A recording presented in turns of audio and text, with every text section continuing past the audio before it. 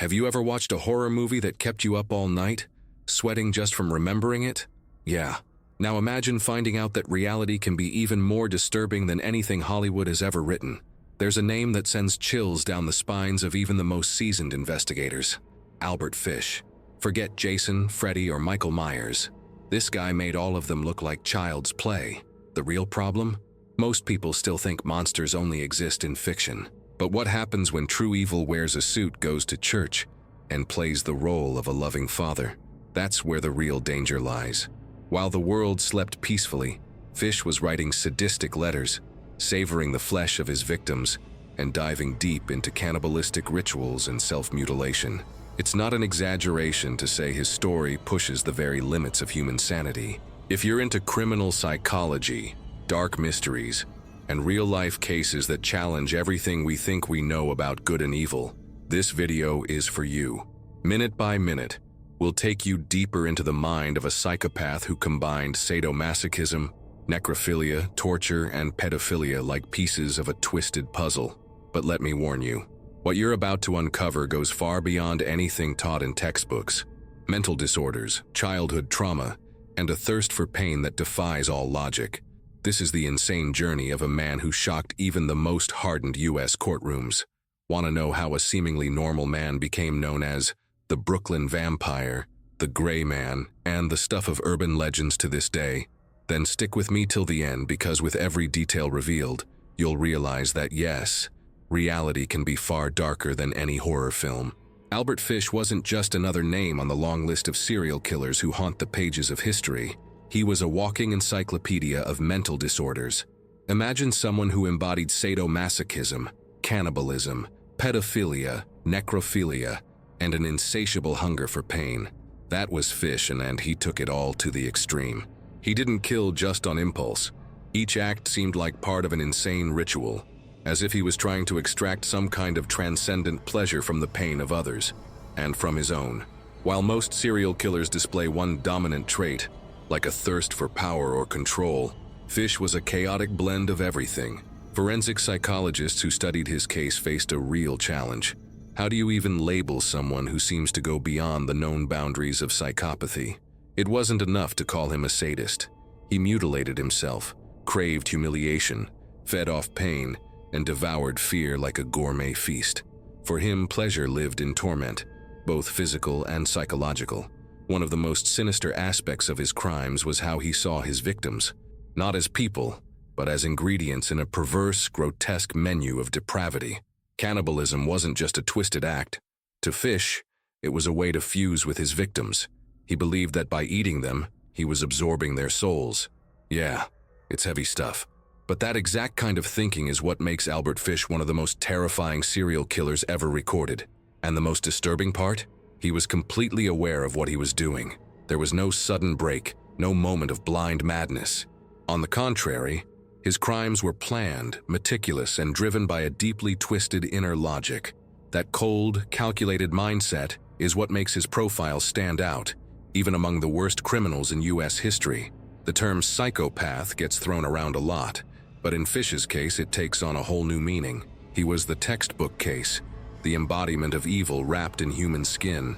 A blend of severe mental illness and a childhood filled with trauma created the perfect storm, a breeding ground for a monster. And the scariest part? He knew it, and he liked it. Get ready, because we haven't even scratched the surface of the darkest parts of his story. Albert Fish knew exactly where to strike. He didn't choose his victims randomly. His preferred prey were young children, often living in extreme vulnerability. Streets, orphanages, poor neighborhoods. He prowled these places like a seasoned predator. And it wasn't just about their age. He specifically looked for kids that, in society's eyes, wouldn't be missed. Mentally disabled children, kids from broken homes, the little ones who were already invisible to their neighbors. One grotesque and enraging detail is that Fish believed a child's flesh was more tender if they were beaten before being killed. Yeah, you read that right. He turned his victims' bodies into a twisted sensory experience, like some macabre chef of pain, and he described it all with chilling clarity in his letters, showing just how deeply his cannibalism was tied to a broken link between pleasure, pain, and food. These kids, already so fragile, were easy to emotionally manipulate. Fish approached them with kindness, offered food, help, or promises of work. That's how he convinced Grace Budd, for example, to follow him without resistance. His mind was a deadly trap. On the outside, he looked like a harmless old man, but on the inside, he was a psychopath hungry for suffering. It's a combination that leaves anyone sick to their stomach. Now imagine living in a time when street children had virtually no protection. That was the perfect setting for predators like Fish. A lack of social safety nets, fragile families, and prejudice against problem kids created the ideal hunting ground. Each disappearance was just another ignored cry for help. Fish took full advantage of that, like the system itself had paved the road for his crimes in America. And maybe the saddest part of this entire story is thinking about the number of victims whose names were never known. Even though Fish confessed to only a few murders, he claimed to have killed over 100 children. Many of those stories vanished with time, buried under layers of neglect, fear, and brutality. With every new revelation, it becomes more and more clear. Albert Fish wasn't just a killer. He was a storm that silently destroyed the most vulnerable. What truly sets Fish apart, even from the most vicious serial killers, is his bizarre relationship with pain. Not just the pain he inflicted on others, but the pain he actively sought out for himself. And that brings us to one of the most shocking parts of his story. Albert Fish used to insert needles into his pelvic area. Yes, needles. Dozens of them. X-rays taken after his arrest revealed 24 of them lodged inside his body. Can you even begin to grasp the level of psychological distortion behind that? But it doesn't stop there. He would also soak cotton balls in alcohol, shove them up his rectum, and set them on fire. That's right. It was like a personal ritual of torture, where the line between pleasure and pain didn't just blur, it disappeared completely. This behavior reflects a level of sadomasochism that goes way beyond any known fetish and enters the territory of twisted self-sacrifice. His body, covered in scars, puncture wounds, and burns, was the physical mirror of the hell he carried inside. And this self-mutilation wasn't random. It was frequent, methodical, almost religious. He did it over and over again, like each session was some sort of tortured prayer to a dark deity. Some criminal psychologists link this to deep childhood trauma, where pain becomes both punishment and reward. Fish seemed to seek both redemption and damnation at the same time, something few people can even begin to understand. Strangely, these acts gave him a twisted sense of control. While torturing himself, he felt powerful, as if saying, "No one can hurt me more than I can hurt myself." It shows us that the man behind the murders was also driven by a warped, internal guilt. Not that it redeems him, far from it. He didn't see his victims as human beings, but as props in his depraved theater of pain and dominance. His self-inflicted pain was just one more layer in the chaos he lived. And here's the most insane part. He was proud of it. Instead of hiding these acts, he spoke about them casually, like someone describing what they had for breakfast. He detailed everything in his sadistic letters, with an eerie level of clarity and calm. It shows just how much his world was ruled by pain, whether it was received or inflicted. And that's where the true psychological abyss opens up. This wasn't just about killing. It was about feeling everything to the extreme. Now imagine losing a child under mysterious circumstances, and years later receiving a letter that not only describes the murder, but also the cannibalism, written by the killer himself. In polite language, well-structured sentences, and dripping with macabre satisfaction. That was Albert Fish. He didn't just kill, he stretched the trauma, dragging the families of his victims through hell with him, turning their pain into part of his sick performance. The letter he sent to the Budd family is one of the most infamous pieces of criminal history. In it, Fish gave a disturbingly detailed account of how he lured Grace Budd, what he did to her, and how he cooked parts of her body. He wrote that it took him 9 days to eat her flesh. This isn't just sadism. It's an attempt to eternalize the crime, to brand the parents' souls with a suffering that would never fade. The mind behind that knew exactly where to strike. This goes way beyond physical crime. It's a calculated form of psychological torture. It's like Fish felt the need to assert power not only over his victims, but over everyone who loved them. His sadistic letters were like reflections of his psychopathy, cold, calculated, emotionless, like he was writing out a recipe. For the reader, Every line was a punch in the gut. For Fish, it was just another chapter in his horror show. Some say those letters also revealed a sense of vanity. Fish wanted to be remembered. He wanted the world to know what he had done, not out of guilt, but out of pride. And that fits many serial killer profiles. A craving to control the narrative, to play with public perception. But with Fish, there was something even darker. He didn't just want his name in the headlines. He wanted to ensure that his legacy as a monster would live on. And he got exactly what he wanted. Just look at the impact of those letters. Even today, it's important to understand how deeply manipulative this was on an emotional level. Fish didn't just lure in his victims with false promises. He tore apart the families they left behind. There was no remorse, only calculation. A coldness so intense that it turned words into weapons. With those letters, Fish didn't kill once. He killed again and again and again. With every paragraph, with every comma. And one of the most disturbing aspects of Albert Fish is how, from the outside, he looked like a completely normal man. More than that, he looked like a respectable family father, the kind of guy who could be your neighbor. He was married, had 6 children, went to church, and was well liked by people who had no clue what kind of darkness hid behind that calm expression. That duality is a goldmine for criminal psychologists.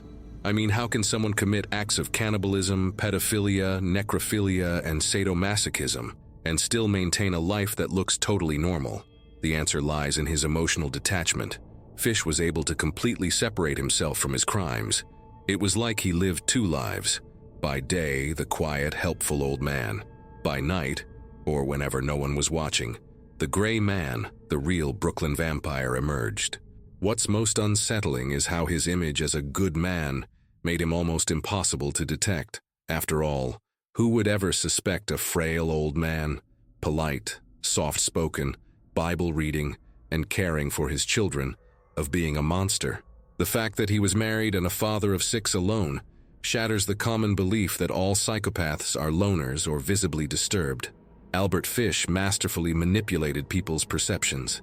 His home life was the perfect disguise, a well-staged set masking a living nightmare, unfolding right under the surface of American society. The contrast between his public image and his secret life only intensifies the horror. It's the kind of revelation that makes you question the people closest to you. Do we ever really know who's around us? Fish's story proves that the worst monsters don't always growl. Sometimes they whisper, hold your hand, and smile. And that smile is the scariest part because it fools you. His ability to maintain that mask speaks to one of the defining traits of psychopathy, a complete lack of empathy, hidden behind refined social intelligence. Fish didn't need to be violent in public. All he had to do was charm, pretend, adapt, and he did that flawlessly. His social mask wasn't just a shield, it was an active hunting tool. While the world saw a loving father, the killer inside him was laughing. Few criminals in history have carried as many nicknames as Albert Fish, and that alone says a lot about the impact he left behind. Each name, Brooklyn Vampire, the Gray Man, the Werewolf of Wisteria, captured a different facet of his monstrosity. The name Gray Man came from consistent survivor descriptions. A pale, almost invisible figure, dressed in dull clothes with a dead-eyed stare, a ghost in the flesh. The title Brooklyn Vampire was more symbolic. No, he didn't drink blood, but his cannibalism, combined with his methodical hunting style, evoked vampire legends. Only this was far worse. Fish didn't need fangs. All it took was a polite invitation, a gentle smile, and just like that, the victim was caught in his web. These nicknames weren't just media hype. They were society's desperate attempt to define the undefinable, to give terror a face. His criminal path spanned from 1924 to 1928, a time when U.S. authorities were woefully unprepared to handle someone like him. Fish was like a living riddle, disappearing for years, resurfacing in different cities, and committing crimes so bizarre they barely seemed real. He was finally arrested in 1928 after years of horror, and the public reaction was so intense, his capture made national headlines. But even after being locked up, the mystery around him only grew. He claimed to hear voices commanding him to kill. He told tales of other murders, but never gave enough evidence to prove them. And he seemed genuinely pleased with the fame he'd earned. It was like he had reached his final goal, to be remembered, to be feared, to become legend. And in a twisted way, he succeeded. To this day, the name Albert Fish appears in criminology books and psychological studies on psychopathy and severe mental disorders. What's most disturbing is realizing that Fish wasn't just a criminal. He became a symbol, a figure wrapped in layers of mythology with each new nickname. But unlike movie monsters, he was real. He walked the streets, talked to ordinary people, held children in his arms. And that proximity to everyday life is what makes his story so terrifying. And in the next part, you'll see how he even used the name of God to justify his hunger for pain. One of the most insane things about Albert Fish was how he justified his actions. Instead of denying or expressing regret, he claimed he was hearing the voice of God, telling him to commit these crimes. To many criminal psychologists, this points to a severe psychotic break, likely mixed with messianic delusions. But underneath it all, there was something even darker. He used these claims to manipulate, to control, to rationalize his brutality. Fish wasn't just a cold-blooded killer. He was a master emotional manipulator. He knew exactly what to say to earn the trust of his victims, their families, and even law enforcement. He made up stories, posed as trustworthy people, offered jobs, gifts, food. He wasn't just a violent monster. He was an award-winning actor in his own horror production. His words were as sharp as the blade he used to kill, but his obsession with suffering went far beyond manipulating others. He liked to watch pain, feel pain, and cause pain, not just as an impulse. It was as if suffering itself was a deity he worshipped. Every gesture, every crime, every letter he wrote pointed to one truth. Fish didn't act on impulse. He acted out of devotion to torment. It's something that defies logic, but it's right there, documented in his confessions and in the testimonies of grieving families. This kind of psychological profile is extremely rare and dangerously unpredictable. He maintained the appearance of a harmless old man, all while cultivating a mind soaked in terror. For Fish, pleasure didn't just come from death. It came from stretching the agony, from watching hope fall apart slowly.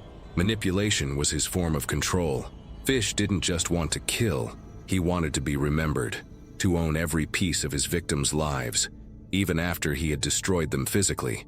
That's why, when we study his path, we don't just see a criminal.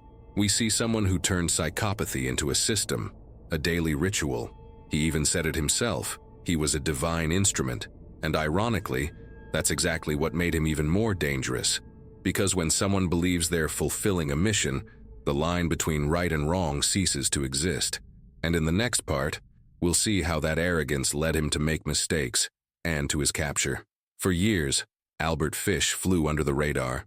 His crimes, no matter how horrifying, happened during a time of poor forensic tools, limited interstate communication, and in many cases, neglected communities. But it was the case of little Grace Budd that turned out to be his biggest mistake.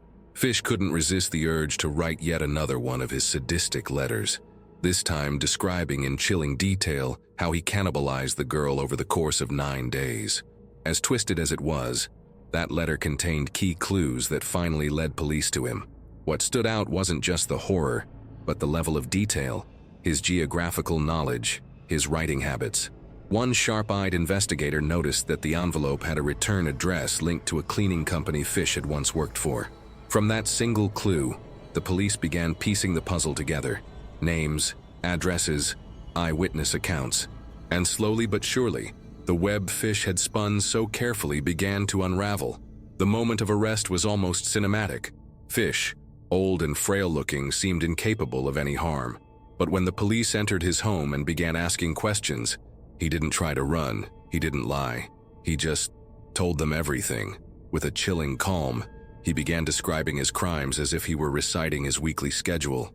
It was in that moment investigators realized they were face to face with one of the coldest, most calculating psychopaths in U.S. criminal history. At trial, his defense pleaded insanity. After all, who in their right mind could do what he did? But the prosecutors were determined to show that Fish knew exactly what he was doing. He took precautions, he lied when necessary, he hid evidence. All signs that he was fully aware of his actions, and that fact weighed heavily against him. His confession to the murder of Grace Budd was the centerpiece of the case, even though he claimed to have killed over 100 children, a claim that was never fully confirmed. The sentence was clear: death. And the method? The electric chair.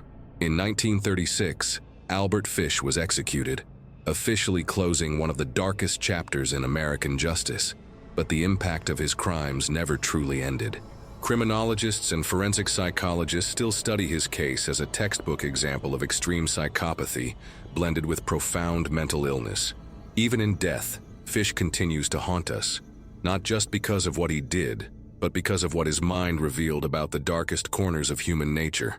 If Albert Fish's confirmed murders are already enough to chill your blood, imagine the weight of his own confession. He claimed to have killed over 100 children. Now, not all of those claims were proven, but even if a fraction of it is true, that number places him among the most brutal serial killers in U.S. history. And here's the truly disturbing part. It wasn't just the quantity, it was how casually he talked about it. During interrogations, Fish spoke about his supposed victims like he was listing chores for the day. He mentioned children from parks, orphanages, poor neighborhoods, always targeting the most vulnerable, just as we've seen. He often used fake names to lure children with promises of candy or offers to help carry bags. It was like he was collecting lives, each one tied to its own macabre ritual. Police were only able to confirm 5 murders, and Fish was formally charged for 3. But the investigation hit walls: missing records, lost bodies, outdated systems. He moved easily from city to city, state to state, making it even harder to trace him. The harsh reality is that many families never found out what happened to their children. The emptiness they left behind is a wound time hasn't healed. This pattern of super-confession can be interpreted in 2 ways. Either Fish really did commit all those crimes, or he inflated the numbers to keep his monstrous image alive. Remember that emotional manipulation we talked about earlier? It shows up here too. He knew that the more shocking the story, the more power he had over the public imagination. And let's be honest, it worked.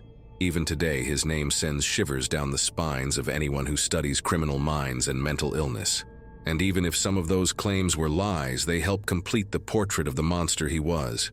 Because it's not just about the confirmed facts, it's about the psychological and symbolic impact he left behind. Every unnamed child he mentioned is not just a potential victim, they're a shadow. And those shadows, tragically, still hang over many homes.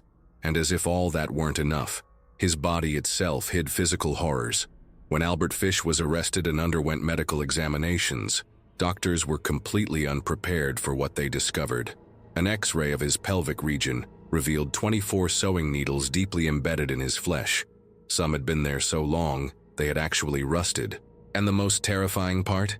He put them there himself. This wasn't an accident. It wasn't punishment from someone else. It was a deliberate act of self-torture, part of his twisted ritual of pain and pleasure. The needles varied in depth. Some were dangerously close to vital organs, making any movement a risk for internal injury. But Fish didn't seem to care. In fact, he talked about it with pride, as if it were a personal trophy. It wasn't just extreme sadomasochism. It was a window into his identity. Fish wasn't just the one who inflicted pain, he was the one who chased it. This type of behavior is almost unheard of, even among the most extreme cases of psychopathy. Fish's self-mutilation was ritualistic and symbolic. The needles were instruments of pleasure, penance, and control. By keeping them inside his own body, he literally carried pain with him every moment of every day. It was like every step he took came with a burning reminder of his addiction to suffering. That's part of the reason why his case is still studied in criminal psychology courses today. Even the medical field was left baffled. Forensic doctors and psychiatrists tried to understand how someone could live with that level of chronic pain without collapsing, and the answer was disturbing. Fish enjoyed it. His brain, shaped by years of abuse and trauma, had developed a warped reward system. What was unbearable to the average human brought him satisfaction. So he walked, with his torment embedded in his flesh. This fact, shocking enough on its own, becomes even more horrifying when you think of it symbolically. The needles weren't just a medical oddity. They were a living metaphor for who Albert Fish truly was. A man who chose pain, fed off it, and turned it into a lifestyle. And believe it or not, one of those pains followed him all the way to the end. even into the electric chair. The murder of Grace Budd wasn't just one of Albert Fish's cruelest crimes, it was also the most revealing insight into his mind. According to one of his own sadistic letters, it took him 9 days to consume her body. 9 days. This wasn't an impulse. It wasn't a snap decision. It was a slow, ritualistic execution, laced with cannibalism, sadism, and prolonged pleasure. The family's suffering didn't end when she vanished. It had just begun. Fish described how he cooked parts of Grace's body, commenting on textures, flavors, and sensations, with a coldness that would make Hannibal Lecter look tame. It wasn't just about feeding. It was a sick devotion to suffering turned into a meal. He said he ate her slowly, savoring every bite, like he was trying to extend his connection to her as long as possible. Each bite, he claimed, was part of an almost spiritual process. The flesh was the medium, but torment was the goal. This type of behavior has no parallel, even among serial killers. The act of emotionally torturing the victim's family, like he did by mailing that letter to Grace's mother, is horrifying enough, but adding the element of ritual, repetition, and prolonged cruelty, that's beyond anything known in criminology. Fish didn't just enjoy killing, he enjoyed prolonging the presence of evil in every detail. During the investigation, that letter became crucial in securing his conviction. No one could have invented something so specific, so revolting. Every word in that letter was like a knife in the heart of the Budd family, and at the same time it served as an official confession. Fish showed no remorse. If anything, he seemed pleased with the outcome.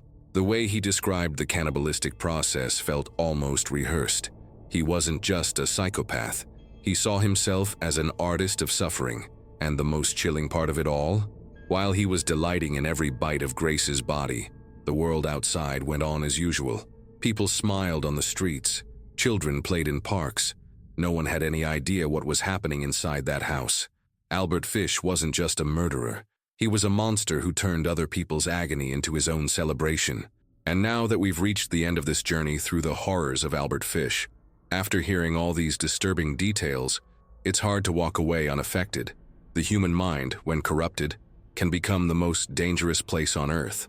But the real question is, what do we do with this knowledge? Ignore it? Be shocked and move on? Or use that impact to grow in awareness, compassion, and vigilance? How many times have you looked away from a cry for help? Overlooked a child in a vulnerable situation? Dismissed signs of psychological distress in someone close to you? Fish's story, as extreme as it is, serves as a warning. Evil doesn't always scream. Sometimes it whispers in places no one's paying attention to. And it's in that silence that it grows. Prevention, mental health support, and protecting our children, those are some of the strongest tools we have. So now, what will you do with this? Will you just file this story away as another dark urban legend? Or will you reflect on the power of environment trauma and our collective responsibility? Because monsters like Fish don't come from nowhere. They're born in broken environments, ignored by failing systems, and overlooked by distracted eyes. If this story made you feel something, if it made you think, opened your eyes, or even made you uncomfortable, then we've already done part of what we set out to do. But this is just the beginning. There's so much more behind the masks of ordinary-looking people. So many real stories that outdo any fiction. And that's why I invite you to keep going on this journey of knowledge and awareness. Subscribe to the channel, turn on notifications, and share this video with someone who needs to see beyond what meets the eye. Because understanding evil is the first step to stopping it.